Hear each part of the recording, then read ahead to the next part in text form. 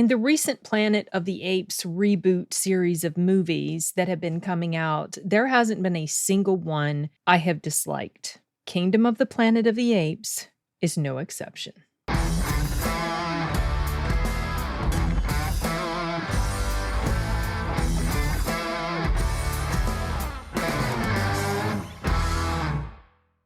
So I have been looking forward to this film since I found out about it. I was a little bummed that it wasn't the same director, but after having watched Kingdom of the Planet of the Apes, I'm here to tell you that really wasn't much of an issue. I mean, not to me anyway. I felt like this film fits quite well into the series of movies. It picks up right after the death of Caesar as they are burying him or laying him to rest or whatever. And then immediately after that, it jumps forward. I think it says many generations later or something like that. So we are well past the time of Caesar and his group of apes and everything. And initially I had thought that the character in here, the main ape character, his name is Noah. Initially, I had thought that he was supposed to be like the son of Caesar or a grandson of Caesar or something like that. No, there is no direct connection to Caesar with this main character or any of the other main characters or anything like that. Now, Caesar does play a prominent role with regard to his legacy. There's a group of apes that have attached themselves to his legacy and are kind of claiming it as their own.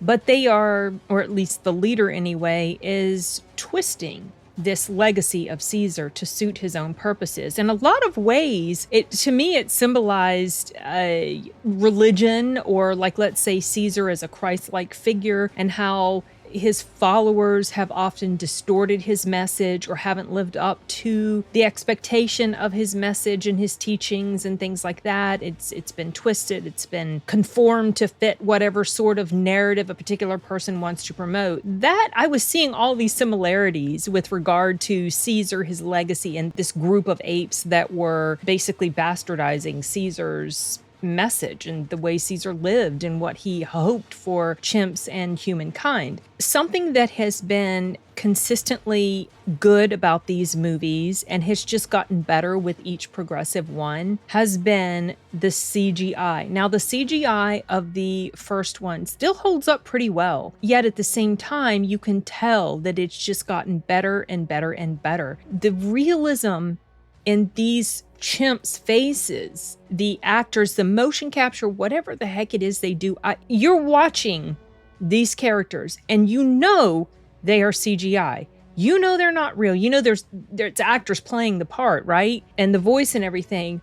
But honest to goodness, you guys, they look so real. They look like it is so believable. And when you feel this emotion, you attach this emotion to whatever it is that a particular character is going through, you can just really bond with that character and you can identify with them. I was on a live stream last night and someone came in the live stream. It was on Chainsaw Reacts, and he made some sort of comment about how he'd just gotten finished crying over some CGI apes. He had been watching the second and third movie, I guess, in preparation for this newest one. And it's funny. And when you're watching it, your brain knows this is not a real, I'm not even watching. Of course, you know this when you're watching a movie because it's fiction, right? But your brain knows this is not a real person. This is not a real animal I'm watching on the screen. And yet, because of how effectively and how realistically the people who have worked on this have been able to bring this character to life, you have this connection with them. And when they are sad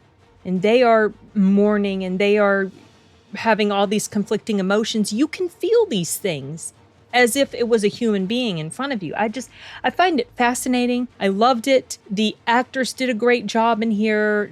The voice acting, the motion capture, the body acting, the facial expressions, so wonderful. I love that about these films. I also loved the messaging that was in here. Humans are no longer the dominant species. And there's this girl that Noah encounters, and she's played by Freya Allen. Her character's name is May, and there's this secret. There's something about her that this other group of, well, I think they were literally apes. Like, Caesar was not an ape. He was a chimp. Anyway, this group of apes, let's say the antagonist in this story, they were after her because she was not your typical human. She was smarter, and there was something about her. You don't really understand what it is. It is revealed little by little. What I like about this film is there are things that happen in here that sort of touch on the messaging of the previous 3 films. You know, Caesar had this belief, apes don't kill apes. Now, there had been times that, if I'm remembering correctly, he had to take an ape's life or had to allow an ape's life to be taken or whatever because of the situation. But this is still something that's very ingrained into the mentality of some of these groups of apes. Apes don't kill apes. And there is a situation that happens between humans, and the apes are watching this, and it's very shocking to them. And I was just reminded of that whole messaging, apes don't kill apes. And what these apes were witnessing was something that was very disturbing to them. So I appreciated that moment. There was so much about this movie I appreciated. I honestly don't have a strong con. If I have a con, the only one that I could pull out of my brain cells was that it is a bit lengthy. It clocks in at about 2 hours and 25 minutes. There is no post-credit scene, but you do feel that it is, I mean,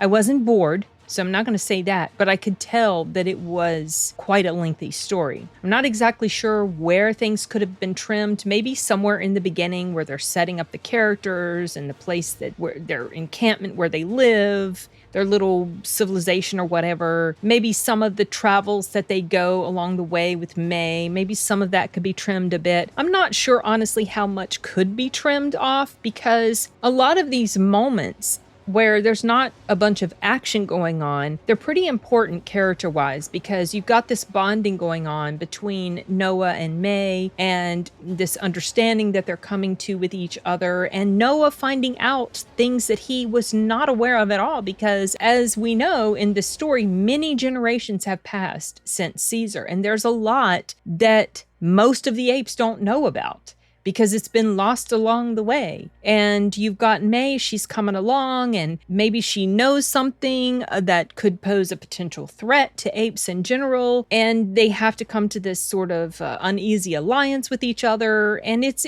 I found that really interesting, the dynamics between these two characters especially. And then I liked how things wrapped up at the end. It makes me think, I guess it depends on how well this movie performs at the box office. It makes me think we might be in store for at least 1, maybe 2 more. I honestly don't know what the plan is for this series of movies. I didn't even know there was going to be another one until not, a year or so ago when I first found out about it. So I don't know if there's this idea that it's going to continue, or if it's going to depend completely on how well this movie performs. Movies haven't been doing so great at the box office this year. So I'm hoping that this one will do well. I would like to return to this world. I would like to see what is going to happen between humankind and apes. And if the humans ever get to this point where they're going to become the dominant species again, or get back on their feet, figuratively speaking, what's going to happen? What's this dynamic going to be between the apes and the humans? The apes are now highly intelligent.